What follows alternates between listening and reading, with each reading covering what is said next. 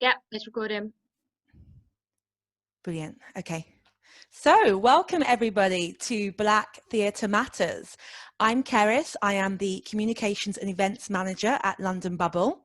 And before I introduce this amazing panel that we have tonight, I just want to do a few housekeeping things. The first is that you are on mute. We can't see you as audience members. We're only looking at the panelists tonight, but you can engage with us. So you'll see the chat function at the bottom there. If you change the drop-down menu to all panelists and attendees, then everybody can see your comments. If you have it at just a panelist or panelists, then only we can see your comments. So just bear in mind if you want to share with only us, or if you want to share with everybody in the event. And for questions, we will have a Q&A at the end of our discussion. So feel free to drop your questions into the Q&A box. So there's two separate spaces. Please put questions in the Q&A and any comments you might have in the chat so we can then come to those later on. The other thing is that sometimes these Zoom events have unwanted visitors, particularly events that begin or include the word black. So should anything that we don't want to happen, we're going to close the meeting off immediately, and we'd ask that you'd log in again in 5 minutes, okay? So anything pops up or we see anything or hear anything that we know is not part of our event, we're gonna chuck everyone out and we're gonna come back in 5 minutes, okay? So that's our first, just a few housekeeping rules there. And panelists, if you're not speaking, please do remember to mute your mic. I think that's everything. Emergency exit, let's go. So to begin, let's meet our panelists. I'm going to ask them to give you a little wave. The first person that we have is Bola Agbaji. She is a playwright and award-winning playwright and a film and TV writer. So welcome, Bola. We also have Nadine Della. She is a co-host of the That Black Theatre podcast. So welcome, Nadine. David Gilbert, he is one of our very own London Bubblers. He is a director, he's also a theatre maker, and he's a drama practitioner on our drama groups. Hello, Anna, welcome. We've also got Ifra Ismail. Ifra is the new work producer at Talawa Theatre. Welcome, Ifra. And last but not least, we have Omar Okai. He is the co-director of the Black British Theatre Awards. Welcome, Omar. Welcome, everybody. Lovely to see you tonight. Now, to get us started, let's have a little bit of interaction. So my co-host, Marie, is going to whip up a poll for you. We've got the first question that we want everybody to answer. What is Black theatre? You can only pick one from the poll. We're going to leave it up for 1 minute. Those of you who are already in the chat, please close the chat and the poll will appear. Particularly if you're on your mobile phone, you won't be able to see both. So close the chat, the poll will come up. What is Black theatre? Okay. And so you know, the panelists are also allowed to vote. So they're picking their choice as well. Oh, I'm seeing, okay, it's not even close. Another 15 seconds. Wow, okay. It looks like 47 people have voted. I'm going to give you 5 more seconds. The other 6 people who haven't voted, make your choice. Come on, make your choice. What is Black theatre? Okay. All right. Thank you very much, everyone. We're going to stop there. Marie, could you please share the poll results for us? Can everyone see that? So a landslide decision. It looks like most people in the audience have agreed that Black theatre is theatre by Black people for anyone. Now, it'll be interesting to see which 5 people said none of the above. Would love for those 5 to put in the chat what you think Black theatre is. So please do enter that. Would any of the panelists like to answer that question? Tell us what you have chosen and why. If we can stop sharing the results, that would be great. So who'd like to kick us off? All right, thanks, Omar, go ahead. Yeah, I chose Black theatre to me is kind of it's two things, to tell the truth. It's not just one thing, as you put down. I've got to mix two together. Okay. It's Black cultural references within a play or musical or theatre piece. The narrative to me has to have a Black narrative, and the actors in the play or musical or theatre piece must be predominantly Black. That's what I think Black theatre is. The narrative, the look, and the cultural reference has to be Black for it to be Black theatre to me. Mm-hmm. But definitely a Black narrative going through that as well. And of course, performers need to be predominantly Black on the stage. That is the most important thing. Okay, great. It's the first thing. It's the first thing that we see when we go in to see a play or a musical or a dance piece or anything. It's the first thing you see. We can't pretend we don't. Is the colour. Yeah. Okay. All right. Great. So yeah, the combination of them. So maybe some people who put none of the above actually meant that it was more than one, as Omar did. We have someone in the comments, but I'll come back to that. Anyone else like to weigh in? What did you pick for that choice? Bola. Yeah, I think that, I mean, I agree that it needs to be it has to have Black content, but I also feel like Black theatre has to be created by Black people. Because I 100% believe that, like, if it's not written by a Black person and if it's not directed by a Black person, then I don't 100% always see the authenticity of it. So then I don't always feel that it's like Black. So that's something that I would definitely say makes Black theatre and Black art. Okay. Yeah. Great. Thank you very much, Bola. Wonderful. Okay, go ahead, Ifra. I chose that option as well, unsurprisingly. But one thing that Omars said that actually really interests me is what Black narratives and what is a Black narrative. And maybe Omar, sorry, don't want to do a job. Maybe you can give more insight.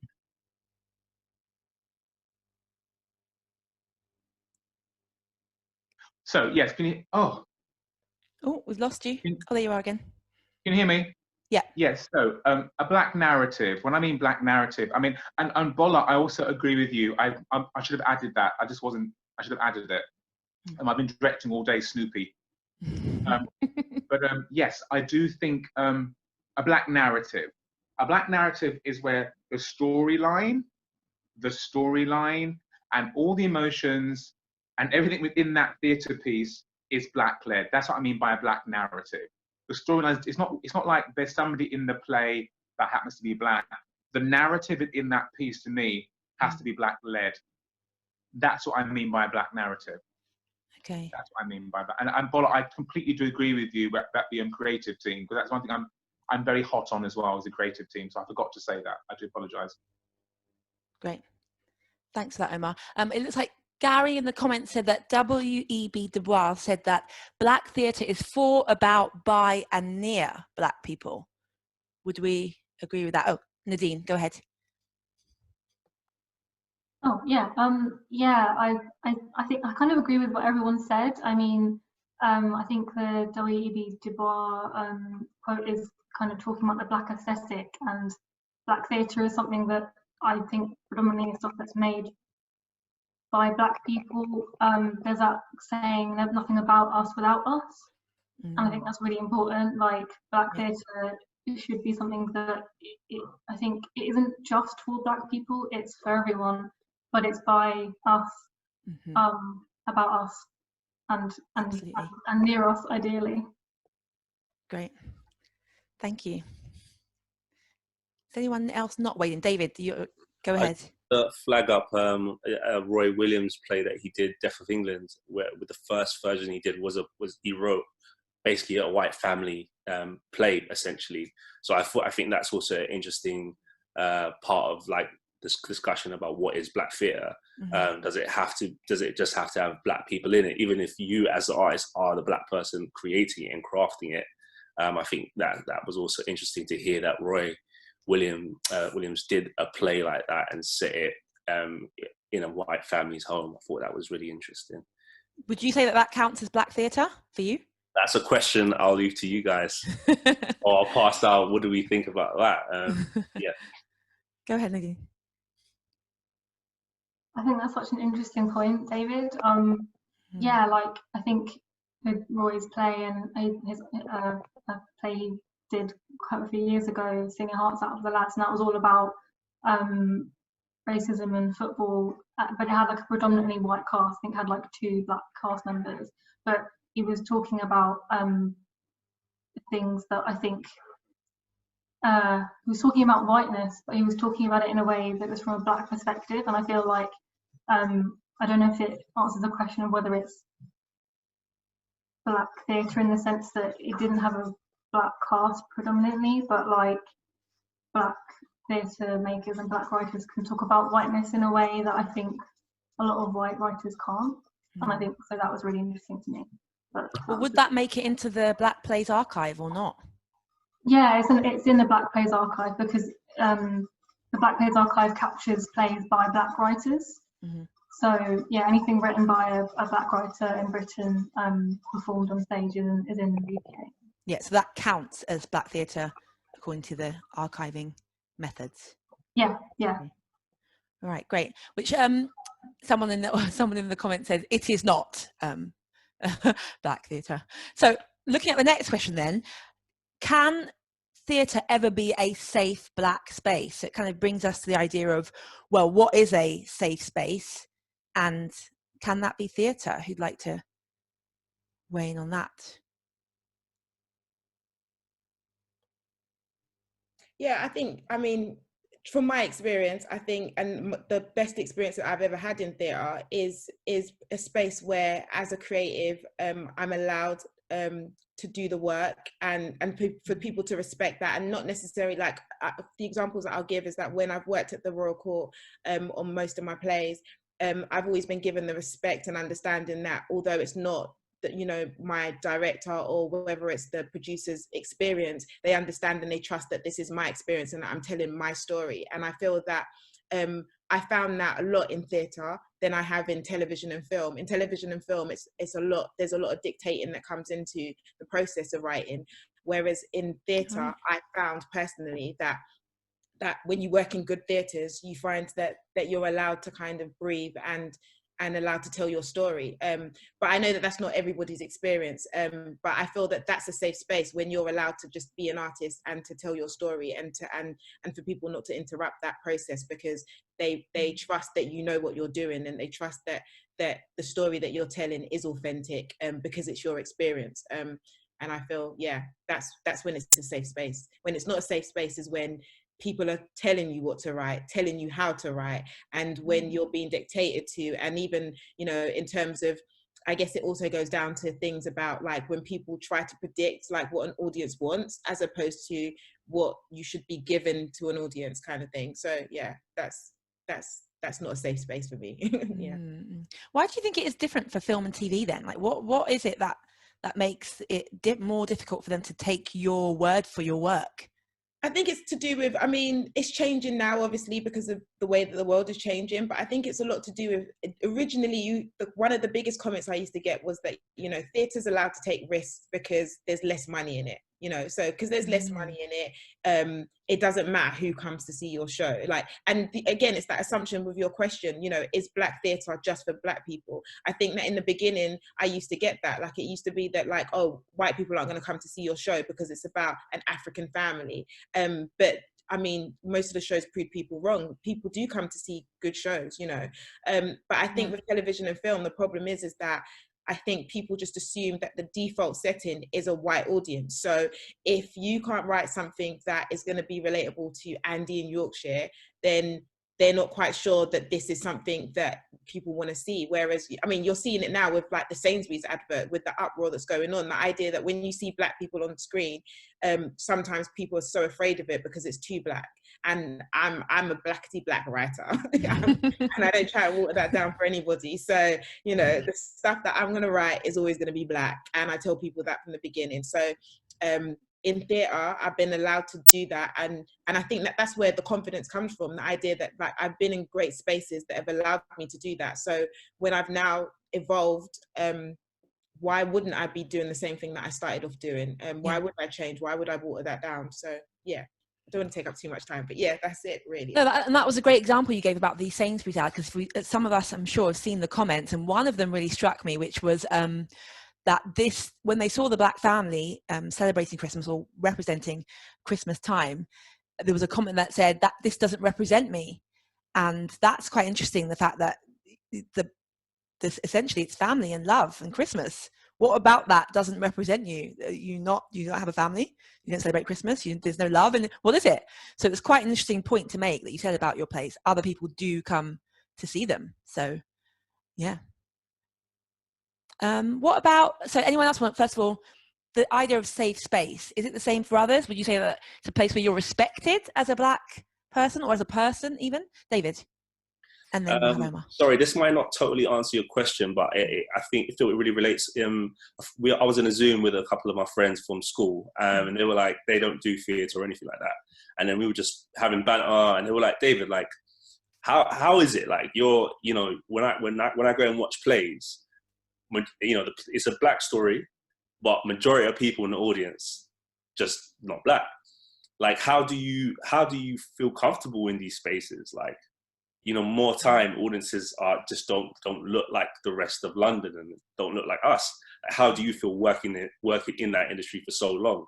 And that really hit me, where I was like, yeah, actually, if I thought about it, I think there's a lot of assimilation that has to come with it, because you're just in an environment that just doesn't feel like home a lot of the time, if I'm honest. So I think I'm just adding a little comment of reflection that sometimes a lot of that is buried. Is this a safe space for me? Is it not?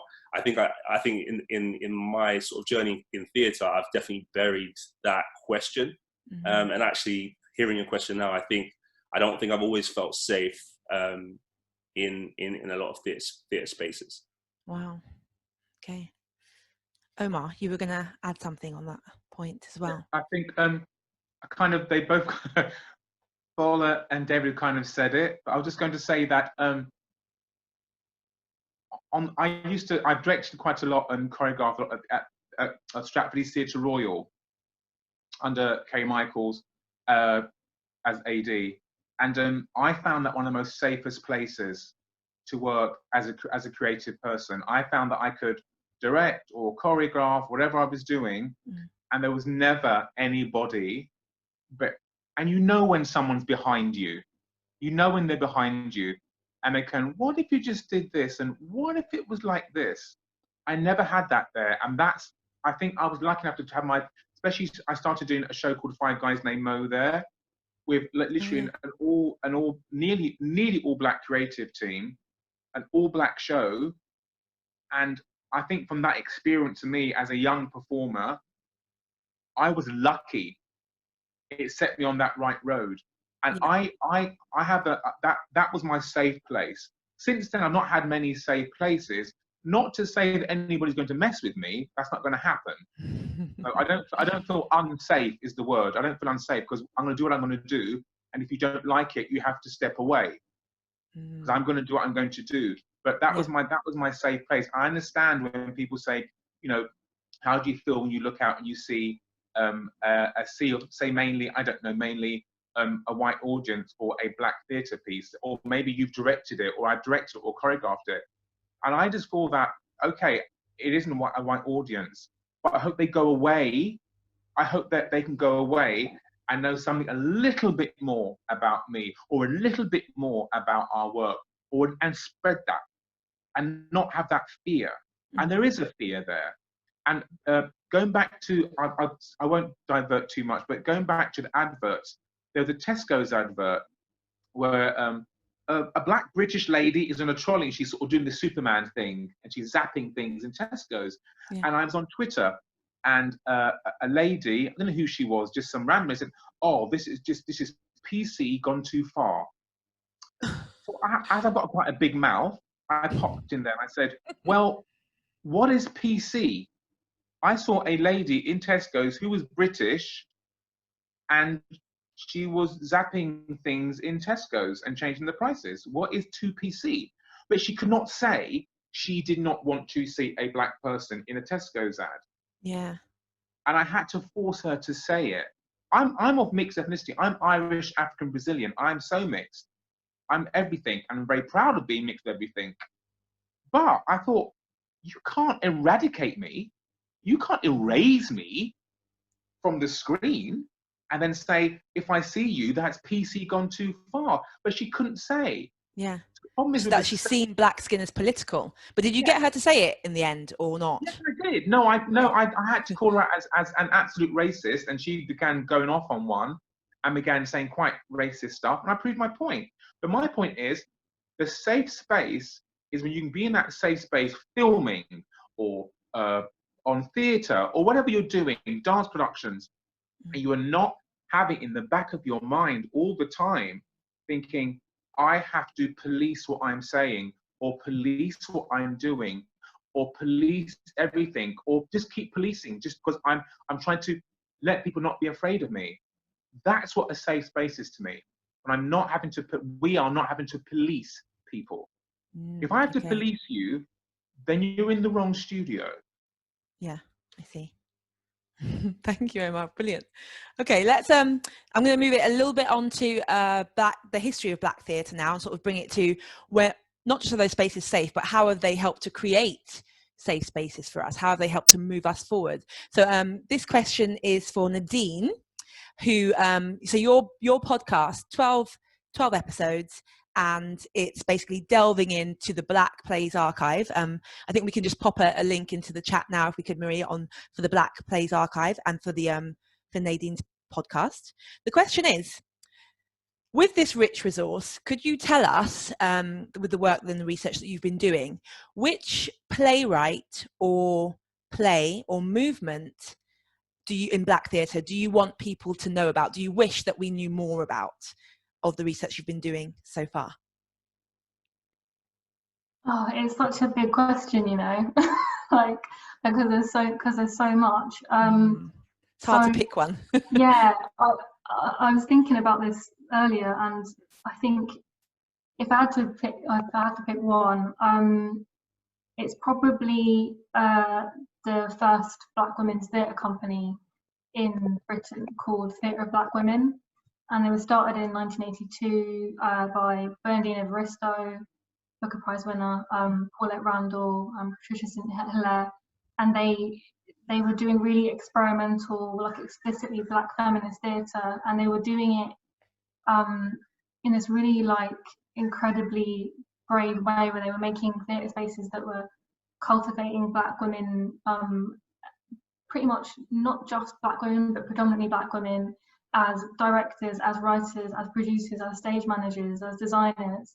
And so they're a really incredible company that is so underrepresented and not known about. And one of the plays that they did by Jackie Kay is called Chiaroscuro, and it's this wonderful piece about all these different types of Black women's experiences and Black women's sexuality. And it's this beautiful poetic like kind of play about sisterhood and Blackness. And so I think if I had to pick a quick one, I'd pick them. Mm-hmm. Brilliant.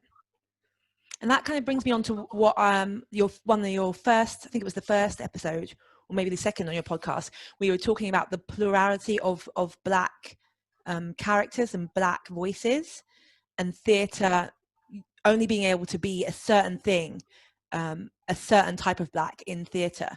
Do you think that has changed? I mean, what you're seeing over the decades in theatre in your research, has that changed? Have more types of Blackness been represented on stage, or not really?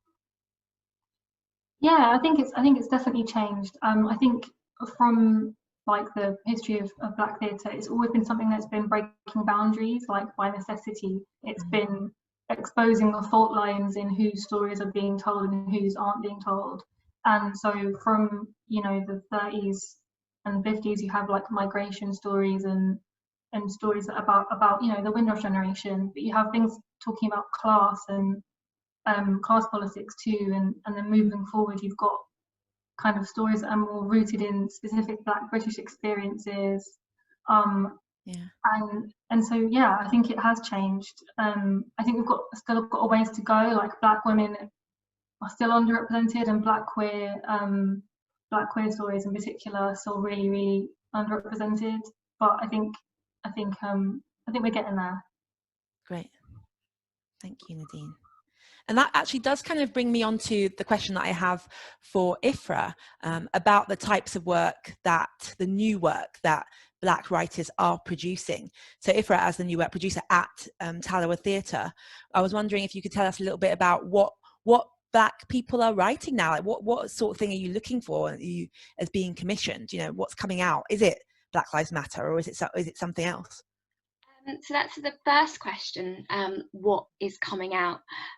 So I've only been at Tallowa for 2 months, but in that period we've had 2 call outs, so received a few hundred plays. And wow, each call out? No, okay. Like 100 and something and 100 and something, so together a few hundred. Okay. And I came from Bush Theatre, and at Bush Theatre I looked after submissions there, and we'd received like 1,000 submissions each round. And I got obsessed with all these plays. I'm sorry, this is relevant, I'll try and be quick. But I got obsessed about the themes that came out each year and what was essentially going on in the consciousness of the writers, and you could really mark it. There'd be these strange things, like I think the last year there was lots of drones, lots of sex, lots of metaphors about Brexit that aren't Brexit, right? But just a mad variety of plays. And then coming to Tallowa, I was a bit afraid that it'd be, I thought we see a lot of Black stories that are a bit of, struggle stories, and that focus on the tougher aspects of the Black experience. So I was expecting to be inundated with just that, and I wasn't. What surprised me was the sheer variety of theme, from like stuff you don't see produced, like Black work, I think, that you don't see. For example, Black fantasy on stage, but there is no, like, it's there. Historic Black plays that aren't about slavery, it's there. It's all there, and it's not all struggle. It's just as varied as the bigger pool at the Bush. There is no difference, and that it blows my socks off. So that's what I'm seeing. Was there another part of the question that I forgot about? Yeah, but just on that, that's interesting, because I was thinking about plays Black plays that I've seen. It does kind of, I do feel like there is a victimhood about a lot of the stuff that does move us forward, or that we do speak about, or that we say have been instrumental plays. And so you saying that now you're seeing things like Black fantasy and stories that have nothing to do with slavery, I mean, that's a surprise. And I think, is that because we're not seeing it on stage? It doesn't make it to stage. It's just the, I suppose, proportion. It's the proportion of the stories that we see on stage and what they usually represent. And that's not to say there aren't plays that are produced that are not based on victimhood. Of course not. There are loads of plays based on loads of different things. Just that I feel perhaps in a matter of commissioning and choosing plays, certain narratives feel like they're more popular among commissioners, perhaps. And it's the same on telly. You can see even more on telly and in film. You've got Black writers writing about everything, but you've got how many crime shows based on like gangs and stuff. And I'm not trying to say that the experience of Black people in gangs isn't an important one to see staged. It is. And I'm not, I just think sometimes it comes at the cost of basically listening to what Black writers are wanting to do, and allowing them the freedom to write anything. That's my 2 cents. Great. Yeah, I think I'm just seeing a question questions to the Q&A, please. But when I said that it's surprising, I guess what I'm saying is the ratio of things that we see on stage, the content, compared to what Ifra is saying about the stuff that she receives, the commissions, the plays that she sees to be commissioned. Like, are they not getting on stage because what sells is Black trauma and what sells is Black victimhood? And that goes for film and TV as well. Whose job is it to make sure that we see the other stuff? Sorry, Nadine, I know you're going to jump in there. If I could just go before you for a sec. I think the key is the audience. And as a Black writer, the majority of your audience, if you're talking kind of mid-scale or you want to go large scale, is going to be a white audience, because we live in a majority white country. Yeah. And I think it's where people who are on sort of commissioning programming are looking and going, what do people want to see? And the stories of trauma and like this, those stories are just happen to be more, they think people are going to want to see this because it's all over the news. There's an interest there.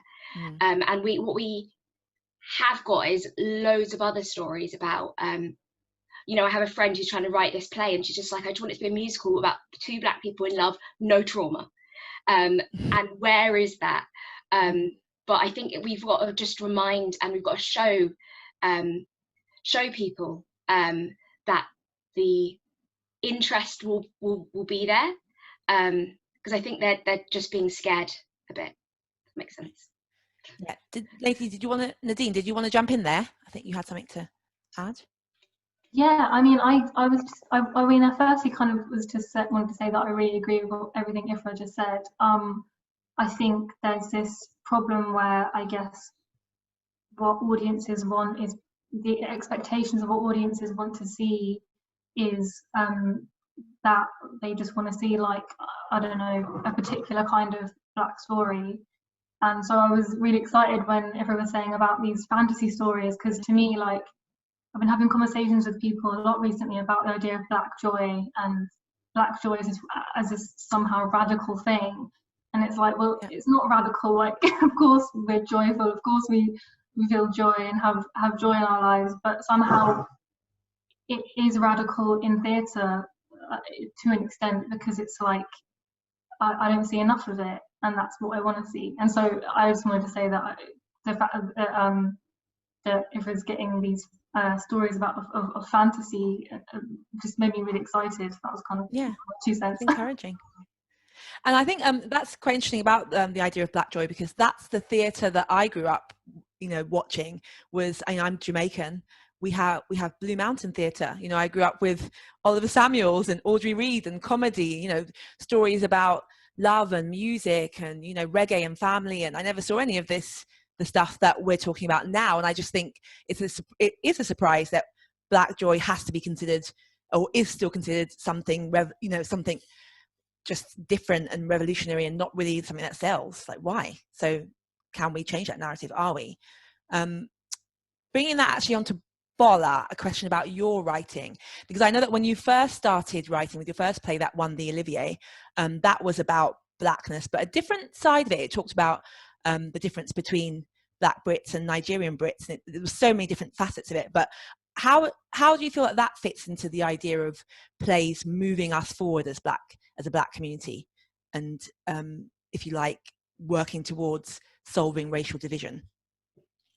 I mean, for me, it's so hard sometimes when I have to talk about Gone Too Far, because it was just, I just wrote about what I knew and what I wanted to see, because what I felt that I didn't see. So I wanted to feel represented. And so the idea really was that I just wanted to write a play that had African characters in it, that had names similar to mine. Like, that literally was the beginning of it, because it felt like I'd never seen that. I'd never seen a Black British Nigerian character on stage before. I didn't know it existed. So for me, I just wanted to write about my experience and to tell my story. That was really it. And then I guess but then it comes down to, I guess, the conversation that you're having, like what Ifra's saying and what Nadine's saying, is that, like, sometimes as a writer, our experience, the way we write is based on our experiences with the world and like how we feel within that world. So I would say, like, I mean, I'm one of those people that the first play I wrote was set on an estate, and it literally was because that was the world that I knew. It wasn't that I was trying to do anything radical. I didn't know any other worlds. I just knew what it was like being a kid living on an estate, and the conflicts that came with that.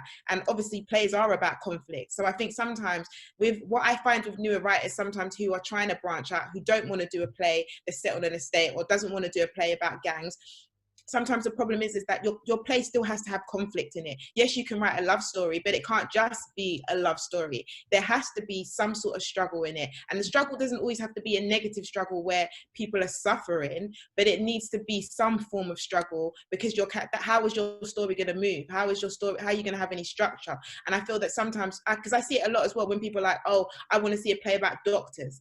Okay, yeah, I want to see a play about Black doctors, but what about Black doctors? It can't be that, you know, Black doctors are happy and they're saving lives and that's it. It's like, there needs to be something about that story. You need to tell us something about it. So I feel that, like, it's not that we don't want these stories. These stories just also need to be good, you know, and I believe that there are spaces for it, but I feel that it's the training as well. I think that it comes down to how do you train writers to go, okay, write about what you want to write about, but write it in a way that we can all relate to it. And I think that that's the conversation that probably needs to be moved forward, because I think also as Black people, we're not allowed to fail. So if you're writing a play, it needs to be the best possible play ever.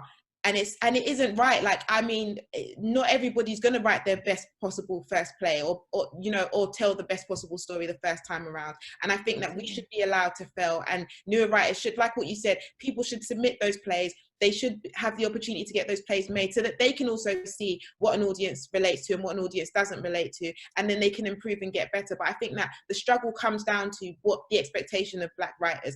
If you don't do a first play, that's it. Your career's over. People just assume that, like, you're not a good writer, and I feel that that's where else, because they're going, oh shit, well, sorry, but you know, the idea that, like, they're like, I have to do what everybody wants. I have to write that gang play because I know that audiences are going to come to it. And so I think that there's so much more conversations about the behind the scenes and about the training that comes with that. Yeah. Great. Yeah. And that it's interesting you said about the first play. Your first play's got to be perfect. Black people can't fail. Otherwise, that's it. You lose support. But is it generally hard to get a second play put on stage? I mean, isn't that for everybody, or are you saying it's harder for Black writers? I mean, from my experience and from, like, speaking to other Black writers, I 100% believe that it is hard for Black writers. I think that sometimes people assume that Black writers are fluke, like the thing that you did the first time around was, like, you know, maybe it's just part of the times and it's a way, like, where our stories are always seen as waves. You know, like, even now when you look at what's going on, yeah, it's trendy to be Black right now, but it's like, it feels like a wave, because when I speak to older Black writers, they would always say to me, well, no, we had this wave before. Like, you guys are not the first people to come along and have this kind of a few good years. Like, we have a few good years throughout history, and you know, that's something that I'm learning, because also our history, like Nadine was saying, our history is not even told. So I didn't even know that there were Black African playwrights before me. Like, I just assumed that, oh, I was coming along and I was going to be, you know, the first, and then one day I got checked and someone was just like, you ain't the first. Like, there's so many others that have done this before you. But the problem is that, you know, our history is not recorded, so I had to literally sit down and search and go to old bookshops to find old Black playwrights, and, like, you know, find books that were just literally, like, they weren't in print anymore, but I found an old one. And I feel that that's part of our problem, the idea that we don't even understand what our history is. So yeah, Nadine, jump in there. I'm sure you want something to say about the archives. Sorry, I just had to I chime in so much about what you're saying, Bola. Yeah, like, how can you know what's been before, like, if your history isn't being told to you? And that's kind of a real problem. And I think what you were saying about our workers talks about as though it comes in waves, and how that's just false. There's a long, rich history there. I feel the same way. I feel like in, like, mainstream discourse, there's this talk about Black theatre as though we're just a long line of, like, the firsts. There's, like, a long line of firsts, and it's not like Black theatre has a really long, rich history. And so I guess part of, like, the archiving project is to preserve that, because otherwise we can keep the plays alive, you know. Yeah, so I just agree with you. And that does bring me to what you said in one of your broadcasts, Nadine, about the fact that a lot of people don't know that they can access all of those plays. Like, anybody can go and access the Black Plays Archive, can't they? And I think a lot of people don't realise that they have that opportunity, because it's not readily made obvious, readily made available. If it's not on, social media, and the people don't realize. Yeah. Yeah, I mean, I think one of the problems with the Black Plays Archive as a thing is like, it's this really rich resource. I mean, it's run by the National Theatre, and that is a contentious issue in itself, that the National Theatre is running a Black archive, which is one of the things I'm exploring with my work. But like, it is there for everyone. Like, and one of the problems is like, because it's a digital resource, I think sometimes we think about digital resources as though they're more equitable and more equal than like physical archives, which are a bit more like intimidating. And really, like, the way these things work is that it's not being accessed by the people that it's kind of made for. Like, it's there for everyone, but the thing is I think we don't have all the data, but people, like Black communities, aren't being encouraged to access this stuff in the way that I would like them to be. So I think part of what I want to do is make that stuff more accessible to Black communities. David, did you want to jump in there? Listen, when I discovered the archives, I was gobsmacked. This was like maybe started this lockdown, first lockdown, and I typed up, I just need to find more Black plays. Saw this archive, I was like, you are got to be kidding me! This has been here how long? I was shocked in myself that I didn't know about this, but I can imagine, like, wow, this is here. Everyone should know about this. Everyone. It's a resource, and then we cancel out this kind of amnesia of like, where is it? It's there. I was shocked. Just want to say. Yeah, absolutely. Okay. I want to touch on a little bit about how we can use these sorts of resources to push forward in making sure that Black voices are represented everywhere in the theatre industry. Like, how do resources like that, projects like the Black Ticket Project, how do they help us to appear on every level of the theatre industry? And one of the things that I think does that and helps that is Omars initiative, the Black British Theatre Awards. But some people might argue that in itself is another thing that separates Black people from all people. Like, why do we need our own awards? Is it divisive? So Omar, I just want to know if you could speak to that. What makes you think it's a progressive thing? I'll tell you. So we have to start back from the beginning. If you will not allow me to sit at your table and eat and share your food, I'm not going to beg to sit at your table and eat your food. I will make my own table and my own food. Now, I will very gladly give you some of my food, but I will not beg at your table. So you have a dilemma here. You have people who don't want you to be part of an industry, and I don't just mean playwrights, I mean every single part of it. Writers, designers, set designers, costume, makeup, dancers, singers, lighting designers, every single part and facet of theatre. If you do not want me to be part of it, or if you want me to be part of it only on certain days, like Christmas and Easter holidays, that's not going to happen. So therefore, what I will do is I will go out and I will find the right people. Yeah. And I will lift those people up. So you cannot blame me. And I'm not saying you, of course, Yeah. but people cannot blame, say, the Black British Theatre Awards for being divisive. I'm not going to wait for you to tell me how worthy I am or how worthy I am as a practitioner. Absolutely. Yeah. I will do that myself. Now, the Black British Theatre Awards was started by Solange Erdang and I. Solange's parents, family were great activists in apartheid South Africa. Obviously now she's CEO of the Erdang Academy. Very great friend of mine and very great woman. All the people who work on our small team at Black British Theatre Awards are all women, apart from me. And I'm saying that because there's a real reason for it. First of all, there's an equilibrium there. When I tend to work with mainly women. Men don't get upset. That's what I do. Deal with it. I work with a lot of women all the time because I thought in the room things get done, and there's a calmness when I work. Now, Solange and I brought about the Black British Theatre Awards because there was an agent, and her name was Gemma Lowy Hamilton. That's her name. It's not libel. That is her name. And a tweet went out which kind of said something like, is anybody pissed off with casting directors asking now for BAME? That's a really strange word. I'm not in a bucket, but anyway, BAME, actor musos, to be seen because that's taken away work from good white performers, which is ridiculous. Wow. This tweet went out. It went out and it was found and went out. And so Solange and I were chatting, saying, people discussing it. And I said, is there like a MOBO for theatre? I said, no, there isn't.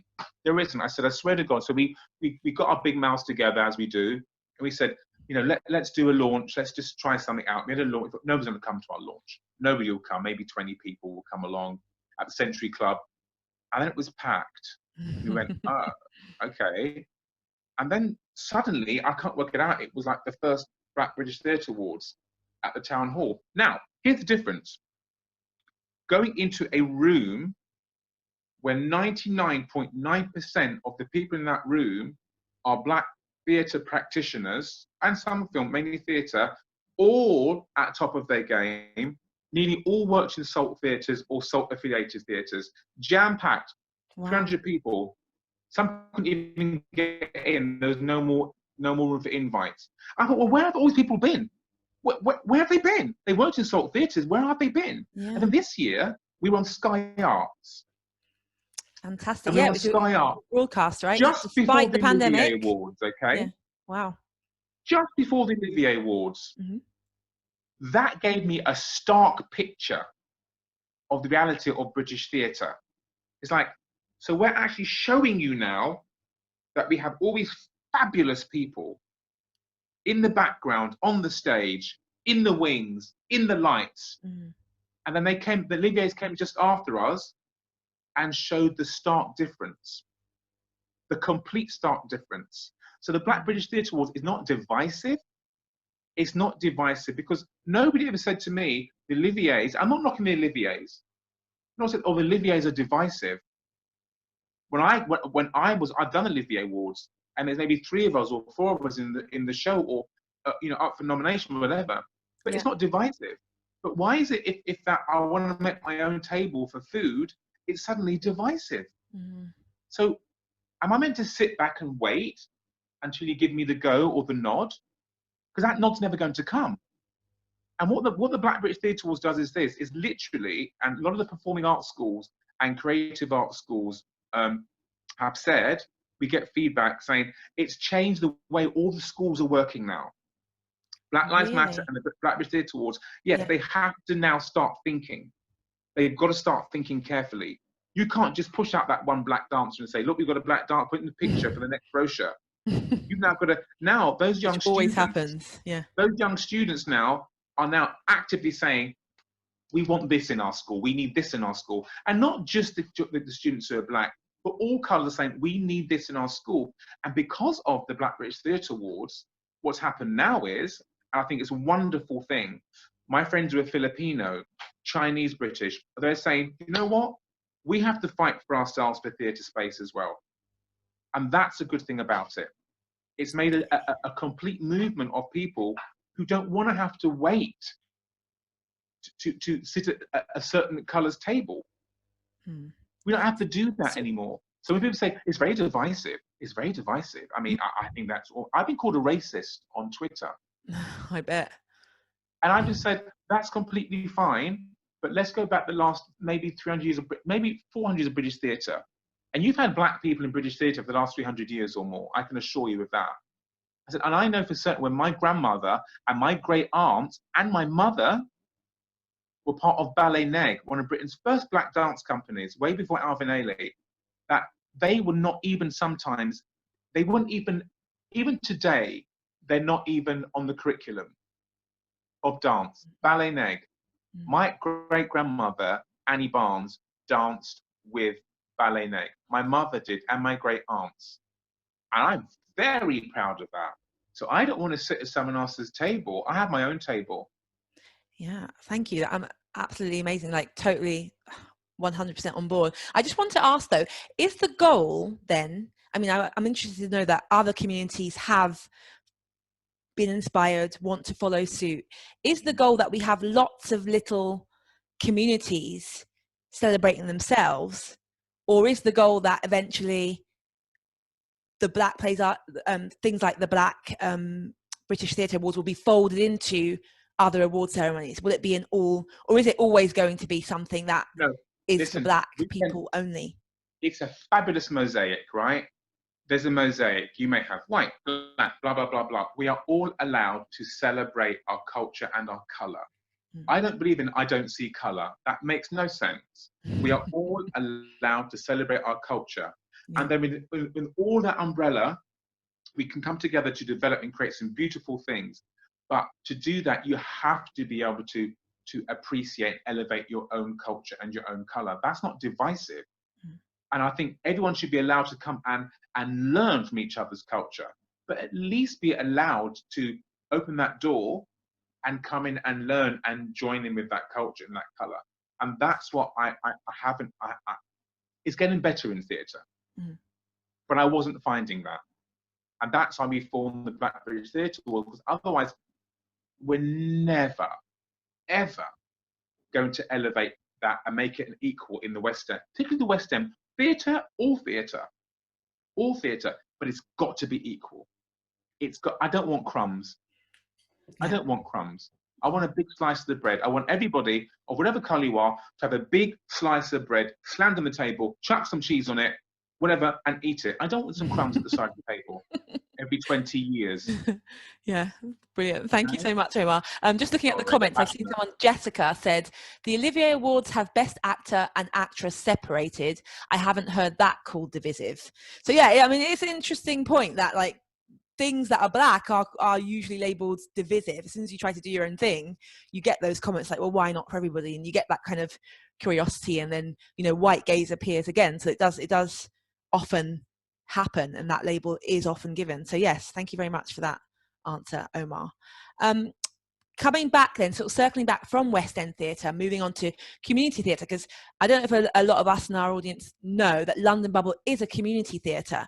And so some of the work that David's been doing with us has been with drama groups of children all the way up to adults. We've got basically theatre for everyone. We want people to make theatre, and our objective is that everybody can come and tell their stories with us. So I wanted to put this question to David about community theatre in general. How do you think race is handled in the community theatre space? Is it different, would you say, from the major West End theatre space, or not? And if it is, how? Cool. Thank you for throwing the question my way. So I would say, you know, I'm literally a product of community theatre, literally. A friend of mine, you know, I finished college, a friend of mine was like, oh, there's this 1 minute movie film festival happening at Southwark Playhouse, why don't you go check it out? Went down there, didn't even do anything in regards to that. Then some people were like, oh, we got some auditions for a young company, do you want to come and join it? I was like, yeah, let's go. Since that day, have not looked back. Been in theatre since then, 2000, and I think it's 2008. In terms of how race impacts, I wouldn't say it does. I think community theatre is really reflective of definitely the society that I see in the UK, in London specifically. So I wouldn't say it does impact through my experience. I think the values are that, you know, everyone is welcome. I think how we do it at Bubble is like, you know, the youngest person we work with is 5-6 years old, and the oldest person we work with is, you know, 80 plus. Yeah. You know, everyone's welcome in the community. So I think community theatre has a very special place for me, and I think has a special place in the industry in general. And it would be amazing to see more of that sort of celebrated more on the mainstream level. Yeah.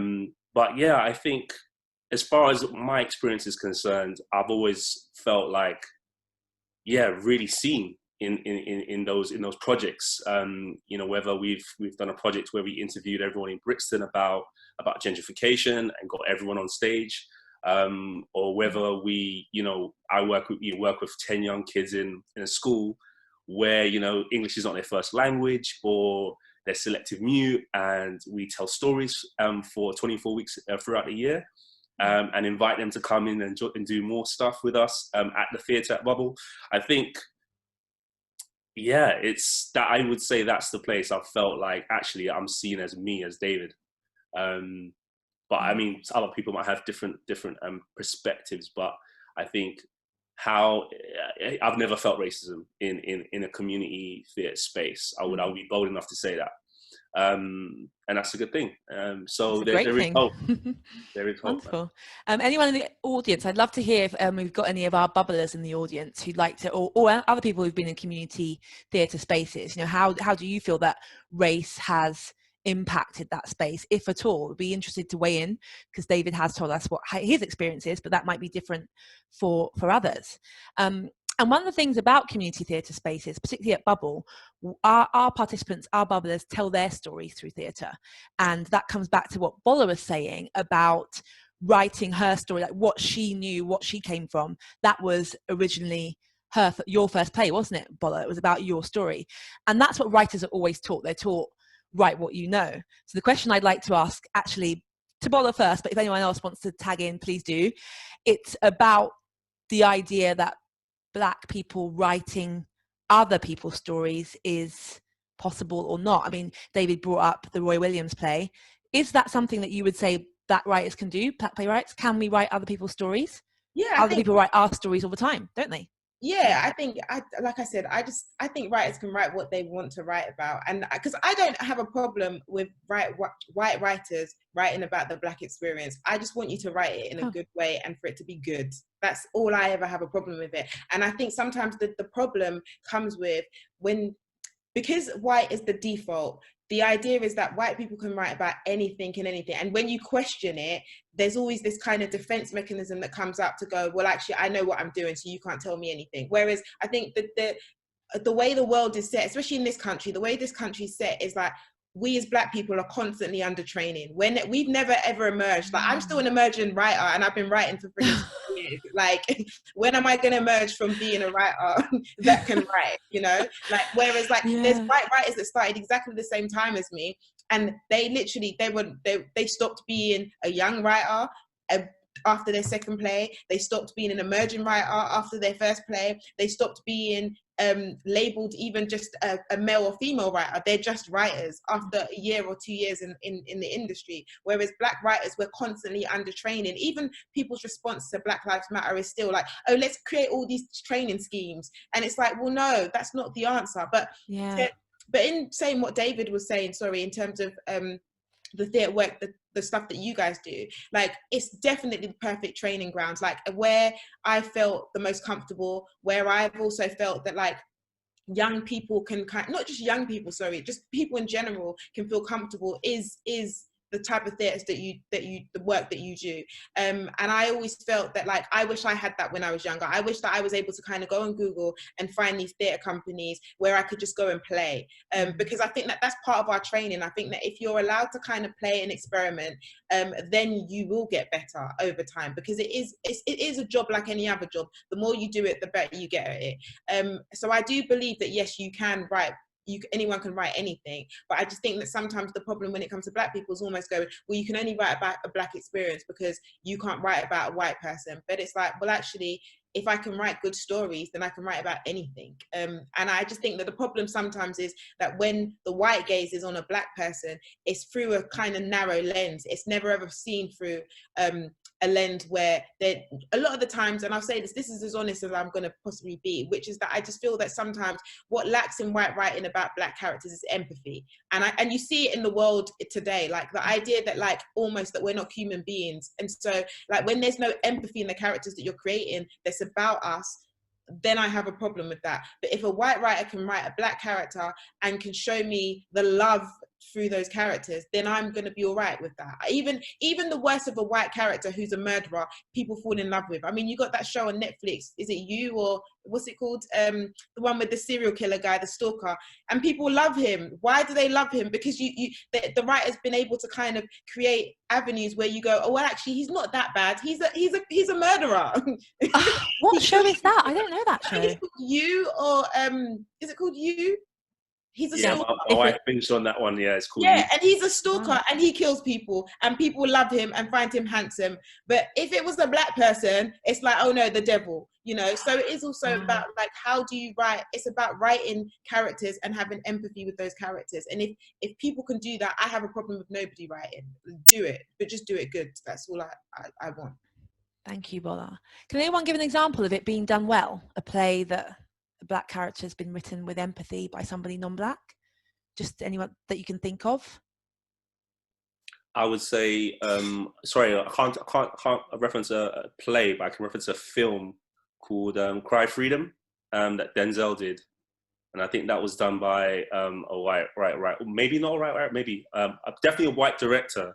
Okay. But that had some real touch to it. Great. Okay, but not a play. Anyone? I think what strikes you is when, like, it's done really badly. The ones that are just fine don't really come to mind. It's where things have been done badly, where it kind of, That's a fair point. One thing, just jumping on what you said, Bella, great point, about unlikable characters and how easy it is for a white character who is like a total, like, terrible person to be likable. I've known writers of color write pilots and show, like, to and then those pilots be, you know, produced, and then only to hear back, and the characters in the show are like people of color, only for it to come back and for the audience surveyed to say those characters aren't likable, when really those characters were perfectly likable. I love those characters, and then that never gets past the pilot. Wow. So part of it is also the audience. I don't know if that's relevant.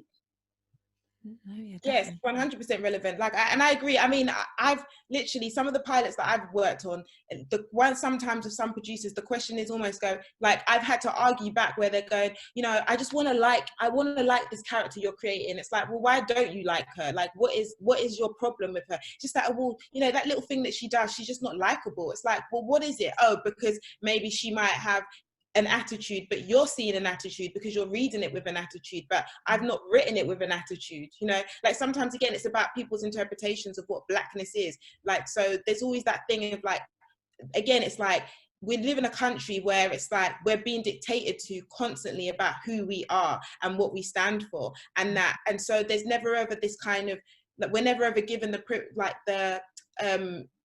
I don't know. Yeah, we're never ever given the opportunity to be uniquely ourselves. We've always got to be somebody else. We've always also got to represent everybody. So the idea that, like, one black person acts in one way, that represents every black person. So then people's experiences of blackness comes through that one black person's lens. And I always have to remind people, even as a writer, I always tell people, my story isn't everybody's story. It's not, I'm not writing for the whole black race. I can't write for the whole black race. I'm writing these individual characters. If you relate to them, you relate to them. But if you don't, then I'm sorry. It's not my job to make you feel that it's for everybody, you know, that it's everybody, it represents everybody. Yeah. I think also, coming at it from, like, writers also, you find that black writers are so conscious about how this makes us look.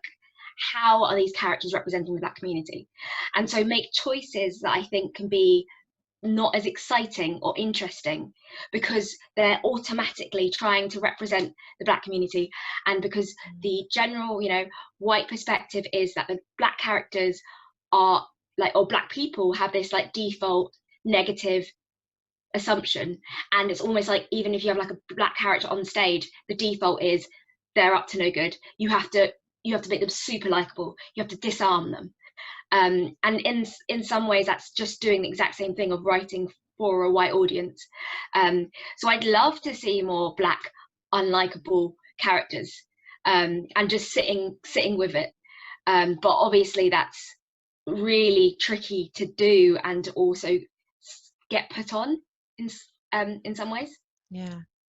Yeah, I totally agree, because even like when you look at shows like, okay, Succession, for example, right? People love Succession. All those characters are horrible. When I first watched it, the first pilot, I was like, what is this? Like, I don't like any of these people. Like, what is, but then I'd meet people going, yeah, they're not likable, but I love them. I like to see people that I don't like. And I'm like, but if that was a black family that was that horrible and that bad, people would turn off, and people would be like, no, it wouldn't get put on. Like, we wouldn't be able to write characters that are just bad and horrible people. And I just feel that, like, yes, like, we just need to, it just goes back to what I say about training. I think the more you encourage people in the beginning to do that, I think that that becomes your default setting. And I think that you'll have the confidence to continue writing that way. And I think the problem is that when you first, it gets beaten out of you. Like, I've gone through the process of, like, I think I'm just quite strong-willed. I've got a big family who, if I write crap, they're gonna just dog on me. So, like, I've never been, I've always got to, like, they're my audience first. They're the people that I want to satisfy first before I want to satisfy anybody outside. So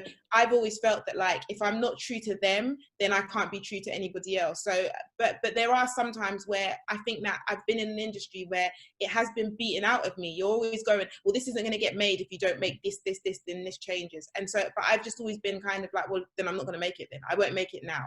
I'll make it another time, and I'd rather wait and make it when I can. But I know that that's my experience, isn't everybody's experience. Sometimes people are forced to make these compromises that they hate. And I hope that we change that. And I think that, again, having a Black theatre space sometimes allows you to be authentically yourself without having to answer to some of the just ridiculous questions about what your Blackness is. So, yeah. Well, hopefully this discussion has made some steps towards, you know, that coming to fruition. I mean, maybe we've got some playwrights, I won't say budding or emerging playwrights, but maybe we have some playwrights in the audience tonight who, yes, get out and write some unlikable Black characters. You know, let's do it. Let's see some of those actually getting onto the stage.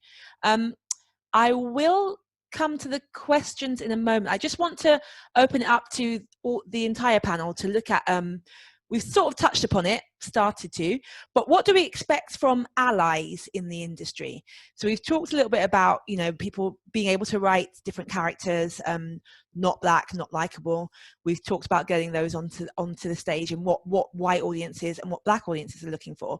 But how do we get that across to our allies? There might be some allies in the audience tonight. What do we want them to do to help us to push for a racially equal industry? Anyone can jump in and answer that for me.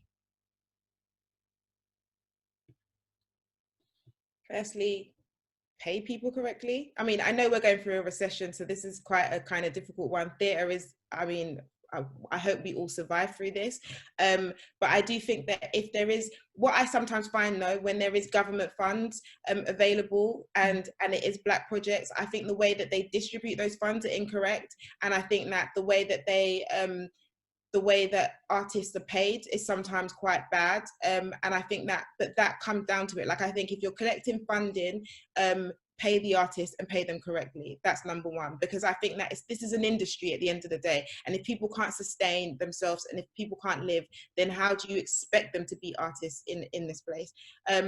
And then the other thing, I think, money is very important. And I think that sometimes there's some theatres who are really bad at it, who collect money and it doesn't go down to the people that it's meant to go down to. The way that they set up the structures, it goes in different routes. So I think that that's super important.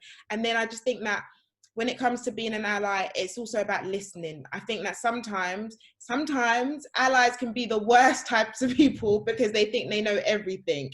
And I think that, so it's important for people to kind of listen, especially to writers who are new to an industry. I think there's a problem is as well with something that happens with the Black community is that some of us come into this at age 26, age 27. There's other people who've grown up in this industry, so they understand it a lot better. And so I think there should be a level of patience that comes with people who are coming into this industry without no connections, without no family ties, and really are coming from the bottom up.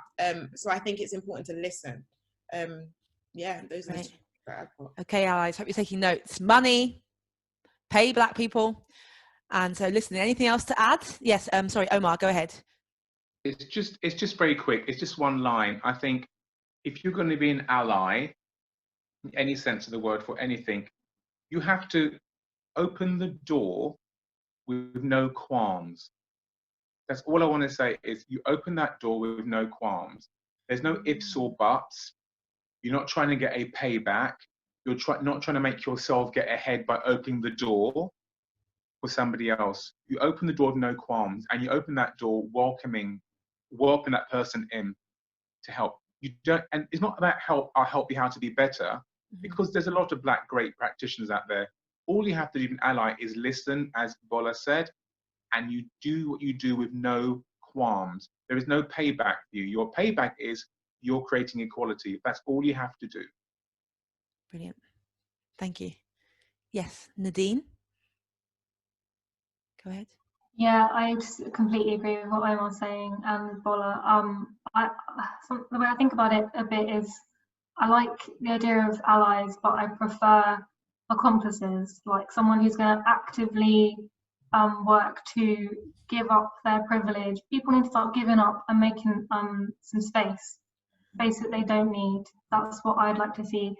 And also, I'm so sick of people talking about diversity initiatives. So sick of it. We've had so many reports, we've had so many commissions. Just get stuff done. Stop doing stuff. Action. I'm sick of it. Less talk, more action. Great. Yeah, Thank you, Nadine. Oh, someone in the, let's just go to this comment quickly. Lucy said, my local theatre does black work. They don't have one member of black staff. It is tokenistic and ACE funded. So just coming on that point, I want to ask Ifra, how many people at Talibur are black that working in the staff? Oh, I'm going to have to count. David's black. David works. David's in there, yes. Okay, brilliant. Hey, David. I think it's more black than not black, but we're a very small team. Yeah. Okay. Yeah, so we're majority black, I think. I've not counted. I should actually count. Just thought I'd throw that out there. I know exactly what they mean by spaces that, you know, and I don't know if you've ever been a black person in a space that's mostly not black, and then like Black History Month comes up and they need to give initiatives, and suddenly everyone's like, do your piece. this is why you're here. Your time now. And then call on you, and it can feel extremely alienating to be that spokesperson and for people to come at you. Don't pressure black people to speak about their traumas just because you need that said. Or even sometimes with the tweeting, and who is it that you're elevating, but are you actually elevating them in terms of, have you just like found these writers who you've not actually properly commissioned and you're just putting them on your Twitter page just to seem like you're making the work? Just bit of that. Brilliant. Thanks so much, Ifra. I just wanted to jump and say, yeah, the allyship, it has to be from an honest place. And yeah, you don't want to assume, oh yeah, well, this person is, so let me, and they might not need that type of help. So really, like in terms of the listening, but listening and being honest about it as well, rather than just saying, well, I need to do this, so let me just, it's like, have you actually spoken or felt that person's need? So also like have a bit of authenticity in the way you approach that. I think it's very important. Yeah.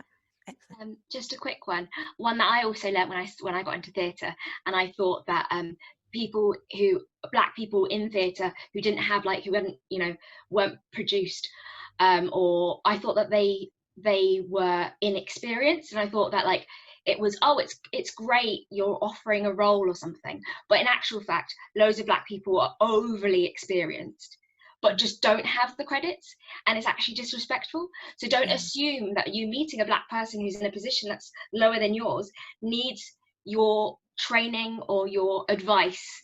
They've heard it all before. They just need your job. Sorry. But wow, what a good one. I love that one, actually. Wow, that is so interesting, because it's true that like the idea of black people having to work twice as hard would imply that you've got this list of credentials, but in terms of the opportunities, they've not been there. So Yes, excellent one to note. Thank you. Any more there? Shall I move on to the questions from audience members? Okay, so let's start looking at the questions. Audience members, I've noticed that some people have been putting questions in the chat. Now, you have been very naughty. I said in the Q&A, please. So if you've asked a question, please copy and paste it from the chat into the Q&A, and we'll move over to that space. So, and if you haven't given a full sentence, please help us by making it a full sentence. The first question is, what would the panel's examples be? I guess B. Would small acts be a good example of this definition by Steve McQueen? So I'm assuming that's a question of what is Black theatre, but I think I'll come back to that in case I'm wrong. So please, Delphina, please ask that again if you're still with us. So on to Claire's question. Is there anything specific you'd like to see change within actor training, which might help Black actors in training and or in the industry once they graduate? So there's a few actors on board. Omar, could you start us off with that one, please? Yes, I will. I've taught at many of the schools. Erdang many years ago. I'm at Trinity now directing Snoopy. I've worked at Arts Education, all of them. And I think the main thing that the schools have to do with actor training, let's not just say act, let's just say performance training, and I'm going to say also creative arts training in all these schools. The schools have to, I know some are trying, the schools have to actively acknowledge that some of their students in those schools are Black, and they need to have, you've got to have in the teaching and the curriculum, Black British subject matter. It's not hard. It really isn't hard. You've got to go and find those Black playwrights. You've got to go and find those Black musical writers. You've got to go and find those famous Black dancers. You haven't got to find them even. They're just there. Yeah. And also, the people say, well, you've got to go and research it. No, you need to teach it in that curriculum. That's what they're there for. They're Black and they're British, but they're British performers or creative people.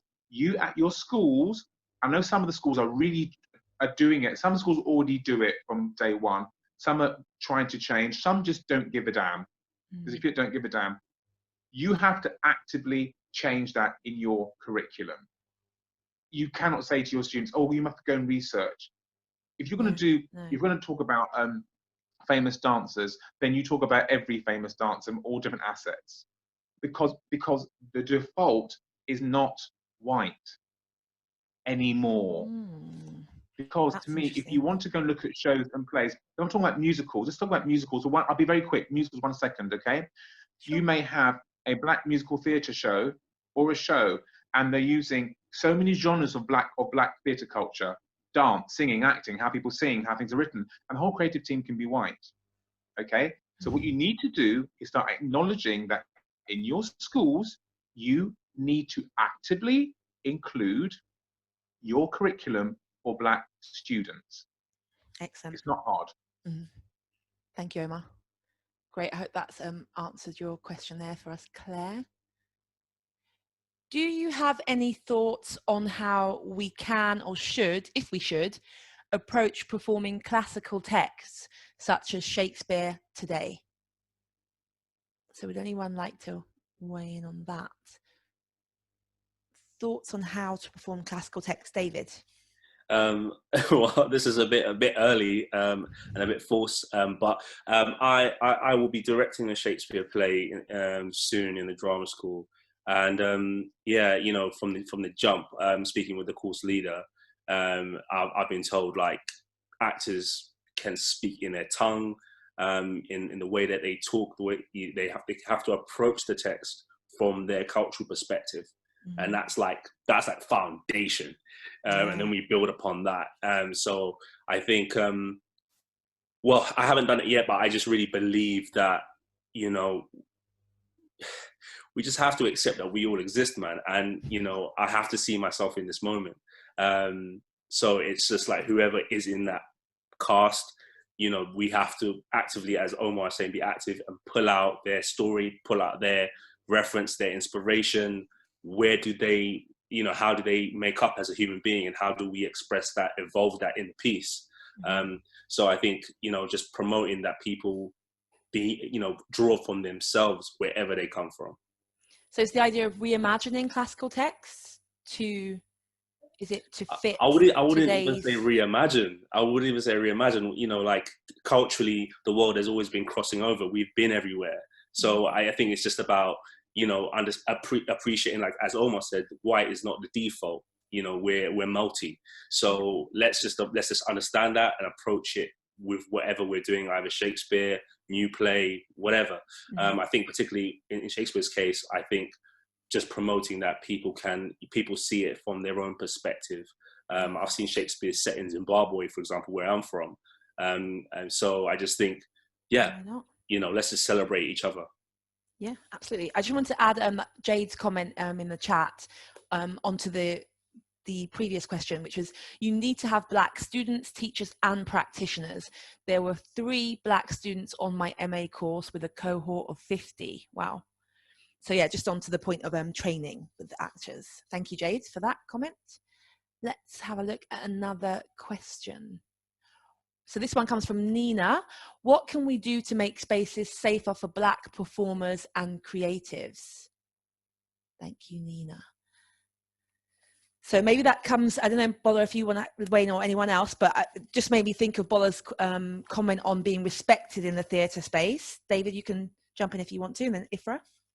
I'll never forget this moment. I got a job, and then I met the manager at the front door. They were like, "Oh, Dave, what are you doing?" I was like, "Oh, I'm going to do this with them, these group of students." "Oh, that sounds fantastic. Cool. Have a great time." Walked off, didn't see her the whole time. Went in, did my thing. It's trust. Yeah, is what I'll say. Yeah. Thank you, Ifra. My quick one, just making sure they're not the only Black person there. Hopefully you build a group, if it's a, you know, black show, you build a group of, they have enough Black people around so they don't feel like they're the only one who has to speak up for themselves when it comes to like race. Yeah, brilliant. Thank you, Ifra. Anything else to add? Okay, great. I hope that answers your question there, Nina. Scrolling down, let's have a look.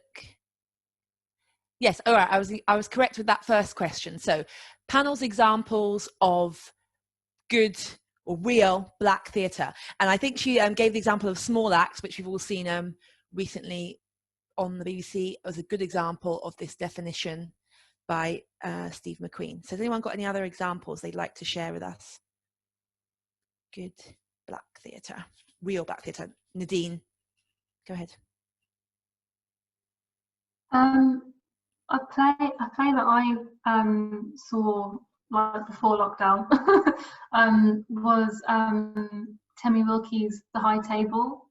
I don't know if anyone saw that, but it was about a Black Black lesbian couple, and they're preparing to have a traditional Nigerian wedding, and it was just a beautiful story about these 2 women kind of coming to terms with, one of them hadn't come out to their parents yet, and they were trying to figure out how to do that, and they were also dealing with like the legacies of discrimination in Nigerian history as well. And it was just a beautiful play, so I thought that was a fantastic piece of work. I want to plug, but I thought it was great. Great, thank you, Nadine. I loved The High Table. I loved working on it. I also loved I'm Not Kanye West, which was on at the Bunker, and that was incredible just before lockdown happened. Fab. Go ahead, Bola. 7 Killings of Kylie Jenner was like one of like my best experiences in theatre. Again, it's like that perfect example of like it represented the times. Like I felt that like here was a writer that understood the world in which we live in now, and did it in a way that kind of, and created a play that was reflective of the time, but also was very felt very black, felt very and spoke to me. Like I watched that and I was so gutted that like my nieces couldn't go to see it, because I felt that like the 13, 15, 16-year-old me would have wanted to play like that. And so it was just like the younger me was like yearning like for young people to come and see a play like that, because I felt that it just was a play of our time, but done so beautifully, and said so much. So yeah, that's a perfect example, I'd say. Well, the title's got me, I've got to say. It's very appealing. Oh, yeah, hopefully I mean, it was meant to come back this year, but hopefully it does find its way back into the theatre, because it was excellent. Yeah. Ace. Nadine, do you have another one that you wanted to add? Your hand's back up.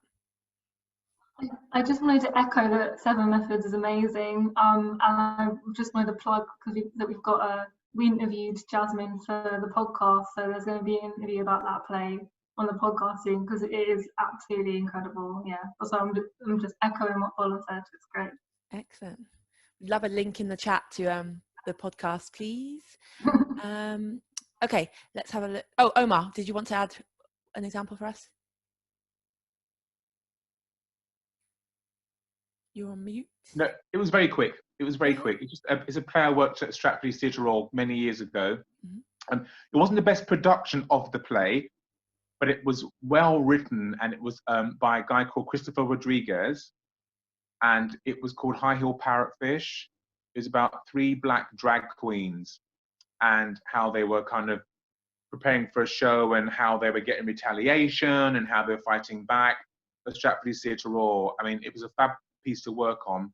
I'm hoping one day to just to redirect it as a director. But it's a great piece, and it's kind of getting forgotten. But it's a fabulous piece about 3 drag queens, 3 black drag queens by a black writer. It's fantastic. Brilliant. Okay, thank you very much. There's an anonymous question, and it's for Bola. You were very vocal about Small Island being produced by white people even before it was aired. Do you stand by that criticism? Yeah. Question answered. Yeah, I do. Because I mean, it's the National Theatre, and I think that I understood apparently that the writer that she requested it, requested the team. That's one of the excuses that I was told. But at the same time, I just think that we're at a time now where it's about, there's so many black producers, there are so many black directors. Like, I just think that now is the time to give that opportunity to them. I just felt there's just no excuse. Like, I think that there isn't any excuse to kind of constantly not allow black practitioners to do the work, especially on large scale productions. So yeah, 100% stand by it, 100%. Would we add that to our expectations from allies then? Would we say that they should be turning down roles, jobs that are ready-made, if you like, for black people? Is that what we'd add? 100%. I just feel that we live in a time where you understand the opportunities are not there. So I just feel that there's no excuse for it.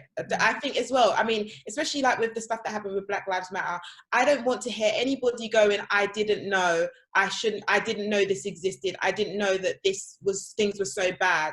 We know it now, like the whole world knows it now. So there is no excuse for anybody to try and pretend that this is a new thing, it's a fluke. Go and get your books, go and read. It's 2020 now. We all know what the problems are. Now we all need to find the solutions. And part of the solutions is creating the spaces for black people to make the work. And that's it. That's it. Thank you. Nadine. Yeah, I just wanted to echo what I was saying about the Small Islands catastrophe, is the only way I can really put it, to be honest.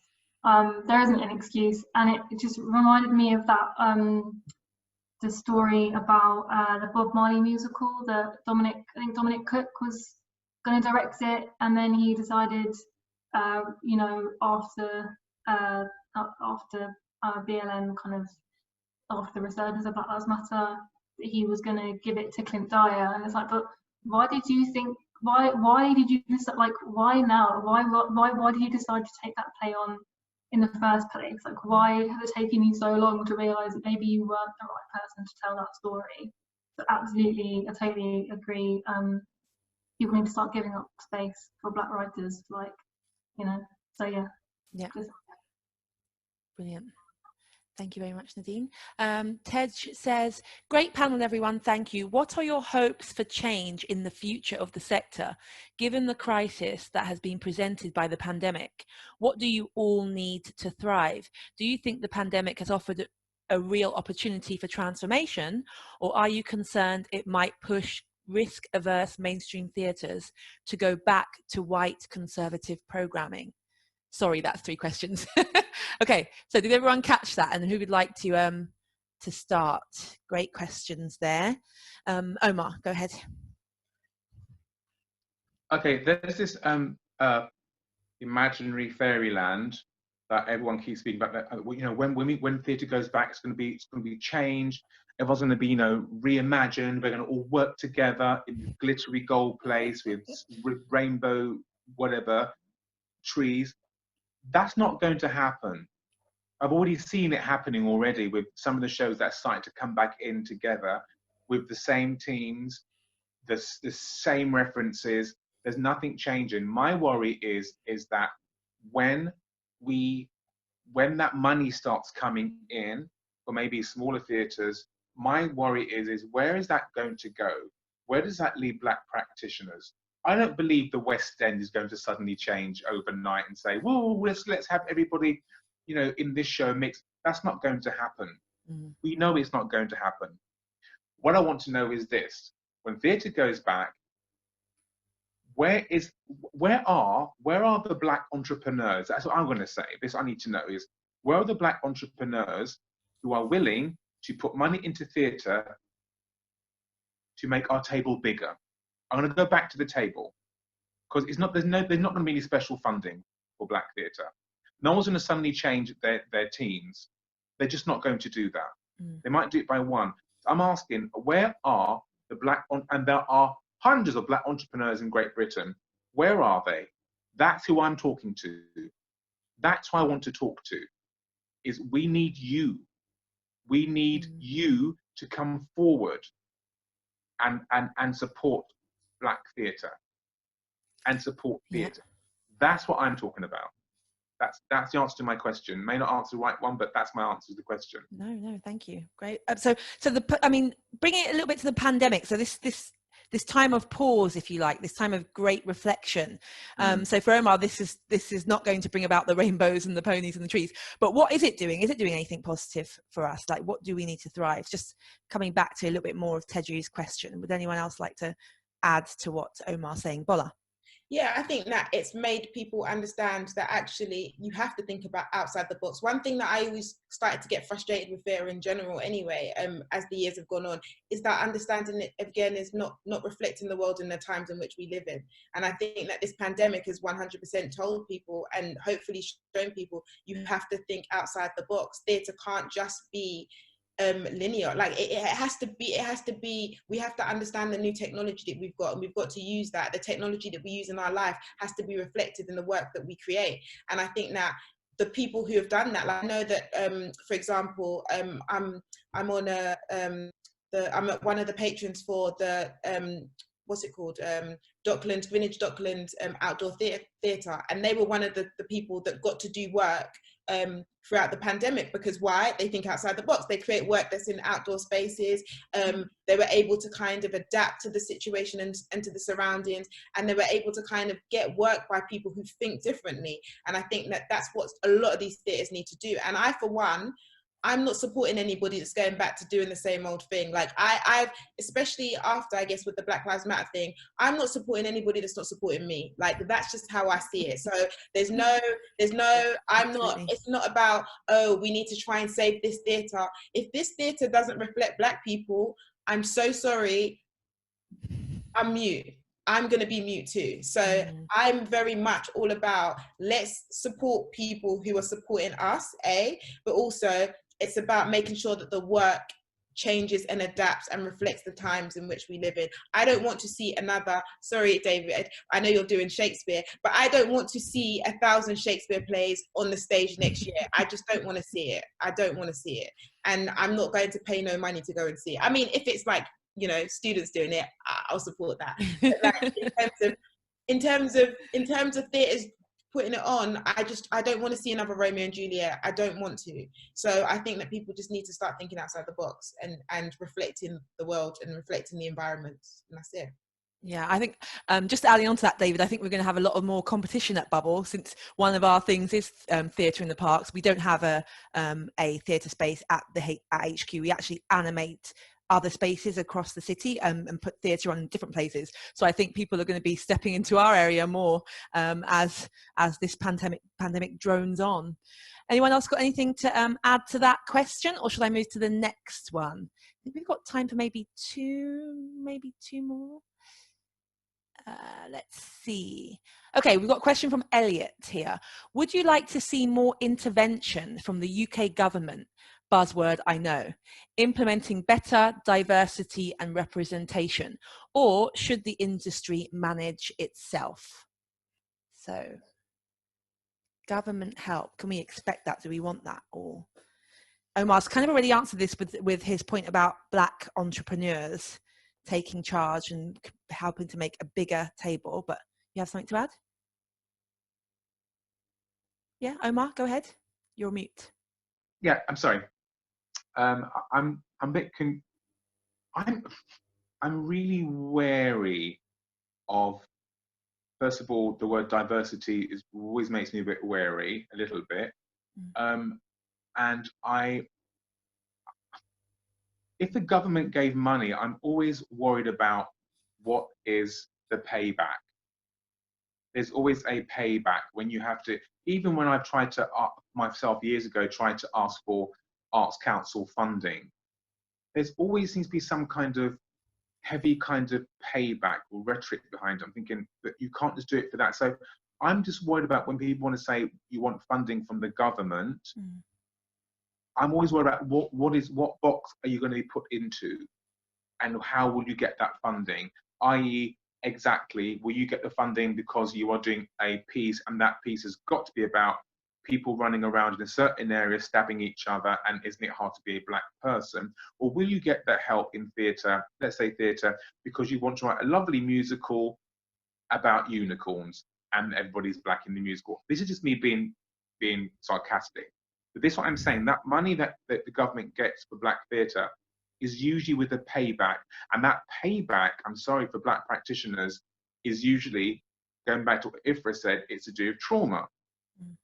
Nearly all the time, it's to do with trauma. So you're paying, to do diversity. Diversity usually means, from government funding, to show your trauma as a Black practitioner. And that's what diversity is. And it still goes back to the same thing. I don't think it's always a good idea. I think theatre itself, someone in theatre itself, has to start doing it for ourselves. Because government funding for theatre is only going to go to certain theatres and to certain types of theatre. Let's not kid ourselves. Yeah. Fair enough. Thank you. Anyone want to add to that, or have anything to say on that point? Nothing much to say about the government. Okay, moving on. Oh, Ifra, go ahead. No, just really quick. I don't like the idea of intervening in that you go, you know, they have to be getting this amount of whatever. What I do think is, how can you further support just Black creatives, and like also working class, and like the creatives that generally wouldn't necessarily get to a point where they can be, you know, taking their show to Edinburgh Fringe and having their gap year and that. How can you support those young people to ensure that they can take the opportunities when they get them, and they will be going for the same opportunities, and they won't be given something that's not, because I think what worries me about that question is it kind of gives me the vibe of Black creatives and Black artists are wanting something that other people aren't getting. And I think Black artists can do it so long as they're not pushed back. And one of the ways is just supporting Black youth, so we're at the same level, and when we're at that level, we'll fucking soar. Sorry, excuse my language. No, thank you. I love the passion. That brings me to, there's a comment in the chat from Adam. Suggests the shout for funding for a universal basic income would support a real diverse theatre making population without intervening in the context. So that does speak a little bit about to what we were saying with regards to how the money can be obtained and then freely used without those conditions, Omar, which you brought up. Another question. Great, lively and informative discussion. Thank you, Simon. How do you suggest we encourage Black young people at school and college to see drama and theatre as a career option in the economically much more competitive and challenging world after COVID? Now there's a question. Let's entertain the idea of after COVID. Let's be positive. So anyone want to speak on that? Bola. Well, I mean, it starts with the passion, isn't it? Like, I think that it begins with, the first time that I really felt that this was an industry for me was when I saw a play that I felt was about my experience. And I saw an African play, an adaptation, The Gods Are Not to Blame, which is an African play. Mm-hmm. And then I felt that, oh, well, if they can do that, I can do that too, kind of thing. And I feel that, like, in schools, throughout my whole period at school, there was never a time that there was ever a play that spoke to me that made me feel that this was about me and this was a world that I was included in. So I think that that's where it starts from, because I think that when you start with young people, I think it's easier for them to get into an industry that isn't necessarily about money, because it's just about gaining the experience, because you're still living at home, you're still kind of, relying on your parents. And I think that obviously it's harder. A lot of parents may feel that this isn't an industry that they would want their children to go into, because I know that, like, I've got a lot of friends who that was their experience of going, I want to be an actor, I want to be a writer, and their parents just go, no, go be a lawyer, go be a doctor. So I think there's going to be a lot more go be a lawyer, go be a doctor post COVID. But then at the same time, I also feel that it's just that if the passion's there, then I think that's the foundation you need. And I think that people will find their way to our industry once they have the passion for it. And I think a lot of Black practitioners find that passion very, very late on in their lives, because it takes a while for us to find it and to find our foot in it. So yeah. Brilliant. Thank you, great points there. David, you wanted to comment? If it was first, but okay. Okay.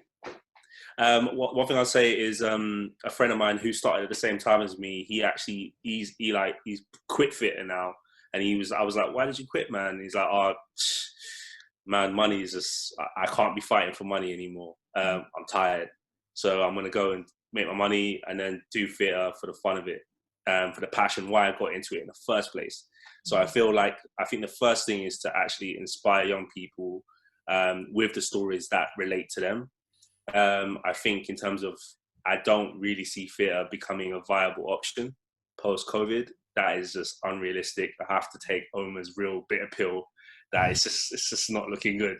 But I think for those artists that are still in the industry now, like that allyship, let's support those people that are there that are maybe considering leaving, and encourage them and the connections that they have to the communities, maybe filters out that way. And I feel like, yeah, just like making sure young people are getting that work that genuinely reflects their light and their culture. In terms of, like, in the future, we need to uproot this whole thing and start again, because I don't think it's gonna, yeah. Wow, yes.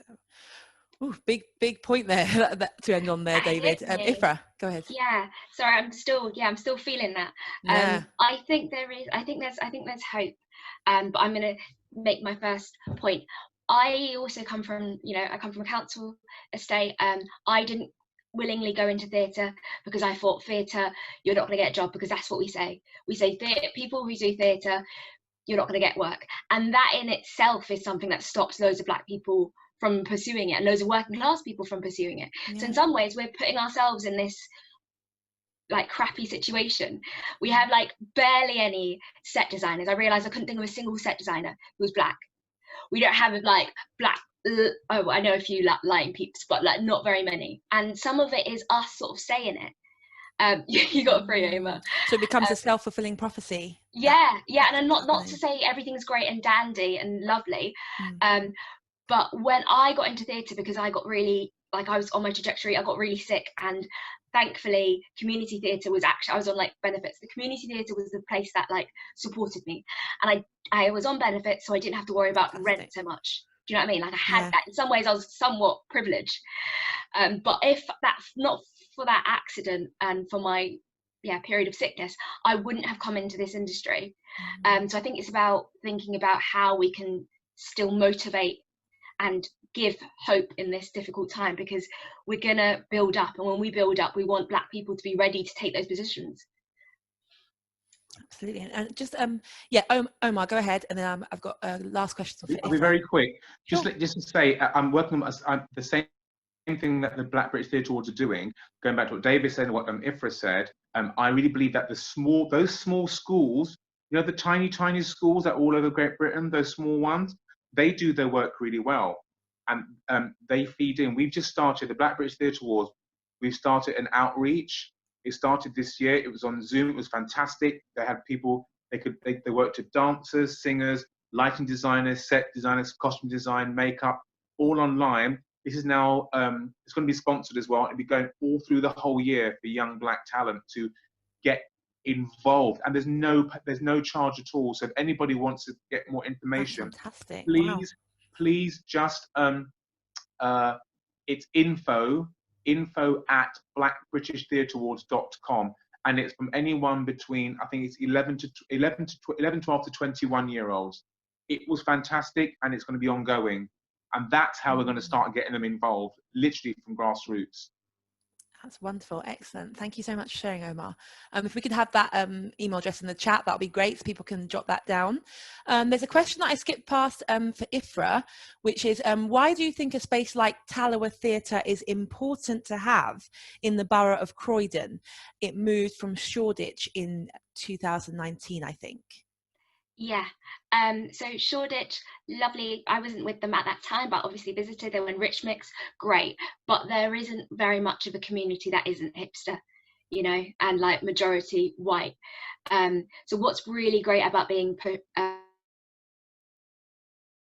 just before we opened up, like COVID happened, but hopefully once we get back in, is connecting with the community. And there's a huge Black community in Croydon, and it's a natural place for us to be, and luckily we've got space, so we even, you know, we're able to offer out our studio space for R&D artists in a way that we hadn't when we were in Shoreditch, and it was only a small little space. So hopefully once we all come out of Corona times, we can be a hub for Black artists. Everyone's got fingers crossed for us. The last question then from the audience is it's for everyone, anonymous. Do you think that there is within the British theatre industry a fear of plays with an all Black British cast which are set in Britain?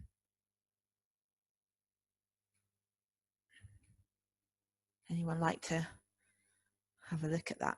Maybe you don't, maybe it's a no. It depends, sorry, go on. No, you jump in. Depends on what stage you're talking about. Tallowa, not so scary. Maybe some of them got the bigger theatres in London, possibly scary. They'll think. I think the feeling is what's making this story interesting, and that's where you often have trauma stories, unfortunately. But it'd be really exciting to have the space for all kinds of work, and not this fear of all black being a risk. Brilliant. David, anything to add there? I was just going to jump in and say, definitely, I mean, COVID, man. Prior to that, Barbershop, Misty, Nine Night, it was kicking, it was popping off. So I would say, actually, maybe not, actually. And I think, yeah, let's see what happens, because I don't know if there is. Yeah, exactly. I don't know if there is that fear, and it was proven in that time frame where it was just like, finally, you know, it's happening. We're seeing it and we're living it and we're experiencing it. So, yeah, maybe it's about our perspective, and I think the answer is no. Great. There you go. You have your answer. Thank you so much. We need to wrap up. God, we could talk about this for weeks, couldn't we? There's so much that we haven't covered. I mean, I'd love for you guys to flick through the chat a little bit. There's a lot of there's loads of comments here, loads of compliments, people saying how wonderful you guys have been. I want to just wrap up with a final comment from every panelist, with one thing you'd like the audience to take away tonight. So one thing, if there's nothing else that you'd like to leave us with. And I know, guys, there's lots of questions in the chat that we didn't get to. We tried our best, but the time is up. So one last comment from each panelist would be great. And then we'll close. So would anyone like to go first? Nadine, okay, let's have you. I mean, this is really on the nose, but I guess I'm assuming everyone that turned up to this already thinks this, but I guess that Black theatre matters, right? It matters. Thank you, Nadine. Wonderful. Ifra, do you want to have a... Yeah, support Black artists. Like, find them. If just literally just support them. Buy the books, buy all of their music, do it all. Put your money where your mouth is. Where are you buying your makeup? Like, is it Black owned? Just do it. Yeah, thank you. Wonderful. Thank you so much, Ifra. Bola. I'm just going to go with Nadine's one because it was also quite perfect. It's just like, yeah, Black theatre matters. Black theatre matters. Thank you so much, Bola. Omar? Just very quick thing. There's nothing to fear in Black theatre. It is part of theatre. So get out of your heads. You'll be fine. Thank you, Omar. Excellent. And David, last but not least. Hey, you know what it's going to be? Support London Bubble. Yes. Woo! You know, you've seen what we can do. And yeah, definitely, like Nad said it perfectly. Black theatre matters, man. Wonderful. Thank you. Thank you so much, panelists. You have been absolutely amazing. Like, really, thank you so much for sharing your insights with us. I hope the audience loved it, judging by the comments they have. I'd also like to say thanks to British Land for sponsoring this event. Tomorrow, everyone will be getting a feedback sheet, so please let us know how we did. And if you'd like to donate to London Bubble, no amount is too small and no amount is too big. So good night, everyone. Thanks again. People make theatre. See you. Bye, everyone. Thank you.